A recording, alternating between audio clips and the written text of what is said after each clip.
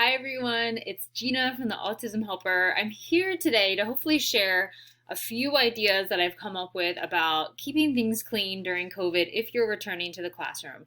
I have no clue what my district is doing at this point. I have no idea what health guidelines are going to look like. So this is just my own personal. I'm not a doctor or a scientist or anything by all means. So I have no idea what we're actually going to be required to do. But here are just some things that I came up with that can still allow you to do tasks, keep things clean quickly, and just try and keep everything a little bit more sanitized. Especially in a preschool classroom, we have so much stuff. So obviously that's going to be a much smaller list this year and the amount of things that we can bring out, but we still want to be able to engage with books, and I am 100% still having all my visuals. That's a non-negotiable for me.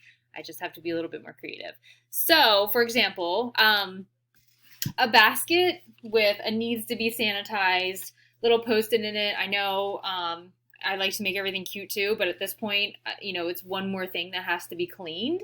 So I don't think it has to be anything fancy. And just at the end of the day or throughout the day, I was thinking that our staff could just toss in picture symbols as we use them, So if they're putting it in a basket, during snack or break, maybe we're going around and just dumping them all in here so that we know at the end of the day that this is the basket that needs to be sanitized.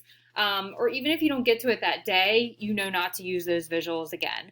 Make tons of copies of everything. I mean, most everything I use is laminated or wipeable anyway in preschool, but just in case. So little baskets throughout your place, okay?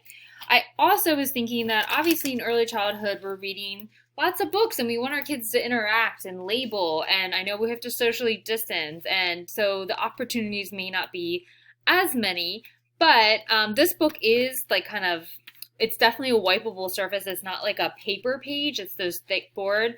So this would be able to be wiped off pretty easily, but if not, or if we're, we're reading the book and I want someone to come up and touch something or label it, I think these page protectors are going to be my friend. So just put it right over the page and have the child come up and touch, milk or pizza.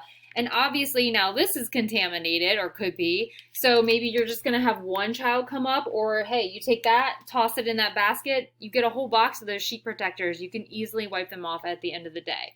So that was one other idea. And another thing I'm thinking is, testing or just in general getting baseline assessments or activities. Again, these page protectors I think are going to be our friends this year. I can easily wipe this off and sanitize in between students if I'm still testing kids. It'll take a little extra prep in the beginning, but we're teachers. We're so used to doing that and accommodating anyway.